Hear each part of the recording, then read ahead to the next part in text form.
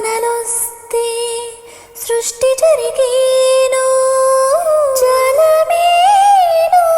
ప్రియ సొగసరి తప్పులు జరగని జీయంగారింటి పురుష